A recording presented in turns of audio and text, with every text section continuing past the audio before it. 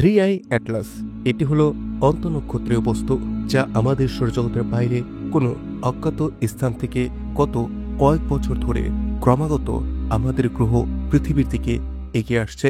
যদি আপনি নিয়মিত সায়েন্স বাংলা চ্যানেলকে দেখে থাকেন তবে আপনার মনে থাকার কথা যে কয়েক মাস আগে আমি এই বস্তুটি নিয়ে ভিডিও তৈরি করেছি। এছাড়াও আমি আরও একটি অন্তঃনক্ষত্রীয় বস্তু ওumuamua নিয়েও ভিডিও তৈরি করেছি, যেখানে আমি বলেছিলাম যে এটা কোনো প্রাকৃতিক বস্তু মনে হচ্ছে না, মনে হচ্ছে এটা যেন ভিন গ্রহ সভ্যতার একটি মহাকাশযান। এবার আরও একটি রহস্যময় বস্তু আমাদের সৌরমণ্ডলে প্রবেশ করে গিয়েছে, কারণ সম্প্রতি থ্রি আই অ্যাটলাস বাইরের মহাকাশে এমন একটি অদ্ভুত কাজ করেছে যা দেখে বিশ্বের বড় বড় গবেষকদের পায়ের নিচের মাটি সরে গেছে। এখন এই বস্তুটি এমন কোন রহস্য দেখাচ্ছে যার কারণে এত চট পাকাচ্ছে, আসুন তার সম্পর্কে আমরা বিস্তারিত জানার চেষ্টা করি। সো হ্যালো ফ্রেন্ড, আপনারা দেখছেন সায়েন্স বাংলা আর আমি আপনাদের বন্ধু উত্তম। আসুন শুরু করছি আজকের আরও একটি ইনফরমেটিভ ভিডিও। বন্ধুরা, কয়েকদিন আগের ঘটনা রেড মুন ইভেন্ট, এটি সম্পর্কে আপনাদের অবশ্যই মনে আছে। যখন আমরা সবাই বাড়ির ছাদে দাঁড়িয়ে রক্তচাঁদ বা রেড মুন ইভেন্টকে উপভোগ করছিলাম, তখন বিশ্বের কিছু সুপরিচিত জ্যোতির্বিজ্ঞানী নামিবিয়ার মরুভূমিতে একটি বিশেষ জিনিস দেখার চেষ্টা করছিলেন। লোনার ক্লিপসের কারণে সৃষ্ট অতিরিক্ত অন্ধকারের সুযোগ নিয়ে তারা মহাকাশে একটি অত্যন্ত অদ্ভুত বস্তুর ছবি তোলার চেষ্টা করছিলেন। আর হ্যাঁ, আপনি ঠিকই অনুমান করছেন, সেই বস্তুটি ছিল থ্রি আই অ্যাটলাস। তাদের তোলা ছবিতে মহাকাশে সবুজ উজ্জ্বল রঙে জ্বলতে থাকা থ্রি আই অ্যাটলাসকে দেখা যায়। কিন্তু প্রশ্ন হলো, এই ছবিতে এমন কি ছিল যার জন্য গবেষকদের রাতের ঘুম উড়ে গেল? সাধারণত যে কোনো প্রাকৃতিক ধূমকেতুর মহাকাশে সবুজ দেখাওটা এটা কিন্তু স্বাভাবিক। এর কারণ হলো ধূমকেতুর নিউক্লিয়াস উত্তপ্ত হয়, এর মধ্যে থাকা ডাই অ্যাটমিক কার্বন সূর্যের আল্ট্রাভায়োলেট রশ্মির সাথে বিক্রিয়া করে সবুজ রঙে জ্বলতে শুরু করে। কিন্তু থ্রি আই অ্যাটলাস নিয়ে দীর্ঘ গবেষণার পর এটি পরিষ্কার যে এই বস্তুর মধ্যে ডাই অ্যাটমিক কার্বন একেবারেই নেই। তাহলে এখানে প্রশ্ন আসছে, এই ধূমকেতুর মধ্যে যখন সেই রাসায়নিক বন্ধন তৈরি হতে পারে না, তখন কিভাবে এর মধ্য থেকে সবুজ রঙের আলো নির্গত হচ্ছে? বিশ্বের বড় বড় গবেষকদের মতে এটি কেবল তখনই সম্ভব যখন এই বস্তুটি স্বয়ংক্রিয়ভাবে সবুজ আলো নিঃসরণ করছে।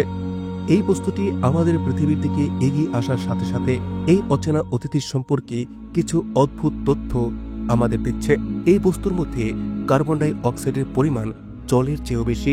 এটি মূলত নিকেল নামক ধাতব পদার্থ দিয়ে তৈরি। সাধারণত যে কোনো প্রাকৃতিক ধূমকেতুতে কার্বন ডাই অক্সাইডের পরিমাণ জলের চেয়ে বেশি হয় না।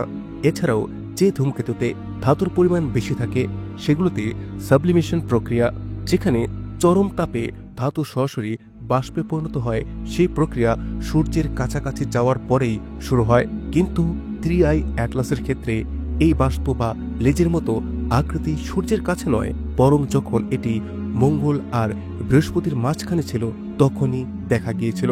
গবেষকরা বলছেন সেই স্থানে কোনো ধাতু বাষ্পীভূত হওয়ার মতো তাপই সেইখানে নেই। তাহলে এটা কি করে সম্ভব? এছাড়াও 1 জুলাই 2025 অ্যাটলাস টেলিস্কোপ দিয়ে থ্রি আই অ্যাটলাসকে দেখা হয়েছিল।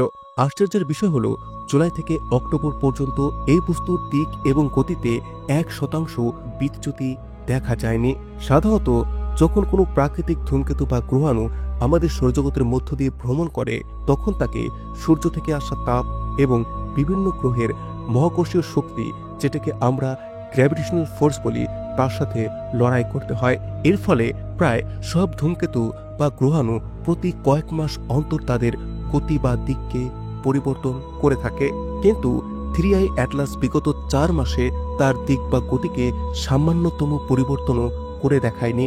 এই ধরনের নিয়ন্ত্রিত ভ্রমণ কেবলমাত্র সেই বস্তু বা উপগ্রহগুলোতেই দেখা যায় যা কোনো বুদ্ধিমান সভ্যতা দ্বারা তৈরি করা তাদের লক্ষ্যে পাঠানো হয়। গবেষকরা যখন এটিকে প্রাকৃতিক ধূমকেতু না ধরে একটি মহাকাশ যানের শ্রেণীতে ফেলেন, তখন আশ্চর্যজনকভাবে এটি সেই সংজ্ঞার 98% পর্যন্ত ফিট হয়ে যায়। এছাড়া বন্ধুরা, আরও একটি জিনিস জেনে আপনারা আরও অধিক অবাক হয়ে যাবেন। থ্রি আই অ্যাটলাসের ওপরে দীর্ঘ গবেষণার পর নাসার বিজ্ঞানী ডক্টর মার্কো মিশেলি একটি অত্যন্ত অদ্ভুত সম্ভাবনা নিয়ে সামনে এসেছেন। মার্কের মতে 1977 সালে ওহাইও স্টেট ইউনিভার্সিটির জ্যোতির্বিজ্ঞানীরা বিগ এয়ার রেডিও টেলিস্কোপ ব্যবহার করে 72 সেকেন্ডের জন্য যে একটি অবিশ্বাস্য শক্তিশালী ন্যারো ব্যান্ড রেডিও সংকেত শুনেছিলেন, যার কম্পন ছিল 1420 মেগাহার্টসের। সেটি কোনো প্রাকৃতিক উৎস থেকে আসতে পারে না। সেই সংকেতকে তখন থেকেই ওয়াও সিগন্যাল নামে ডাকা হয়। কিন্তু এইখানে অদ্ভুত একটি বিষয় হলো 1977 সালে প্রাপ্ত সেই ওয়াও সংকেতের উৎপত্তি স্থল ছিল সেই ধনু তারামণ্ডল, যেটিকে আমরা সেজিটেরিয়াস কনস্টেলেশন নামে জেনে থাকি।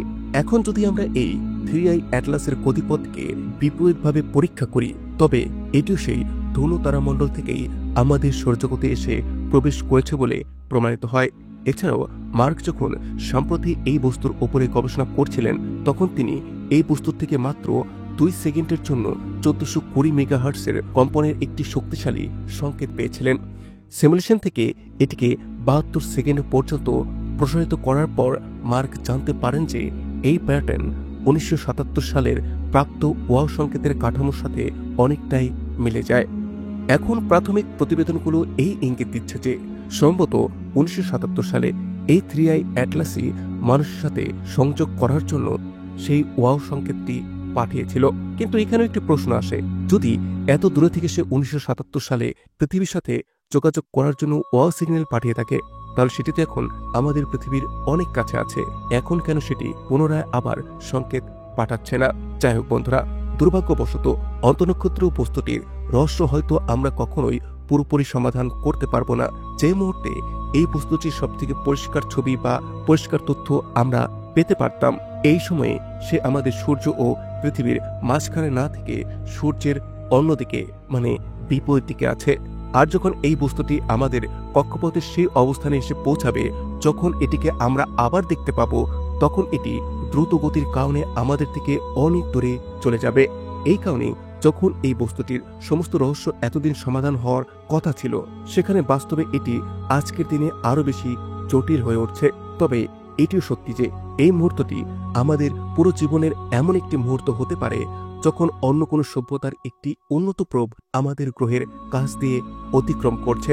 আর যদি আমরা এই সত্যতা জানতে পারি, তবে এই মুহূর্তটি আমাদের ইতিহাসের সবথেকে গুরুত্বপূর্ণ মুহূর্ত হয়ে উঠতে পারে। আপনার কি মনে হয় এই 3i অ্যাটলাস কি প্রাকৃতিক কোনো ধূমকেতু নাকি কোনো উন্নত মহাকাশযান? আপনার মতামত নিচে কমেন্ট সেকশনে অবশ্যই আমাকে জানাবেন। এছাড়াও আমি 3i অ্যাটলাসের সম্পর্কে আরও বিস্তারিত তথ্য নিয়ে একটি ভিডিও তৈরি করেছি, যেটার লিঙ্ক আপনারা নিচে ডিসক্রিপশন এবং ওপরের আই কার্ডে পেয়ে যাবেন। সেই ভিডিওটিকে অবশ্যই ভিউ করুন। যদি আজকের এই ভিডিও থেকে আপনারা নতুন কিছু শিখে থাকেন, তাহলে অবশ্যই ভিডিওটিকে লাইক করে আপনার ফ্রেন্ডস আর ফ্যামিলির সাথে শেয়ার করুন। সেই সাথে এমনই সব ইনফরমেটিভ ভিডিওর সমস্ত লেটেস্ট আপডেট পাওয়ার জন্য আমার এই চ্যানেলটিকে অবশ্যই সাবস্ক্রাইব করে বেল আইকনে ক্লিক করুন। Thanks for watching, take care, bye by.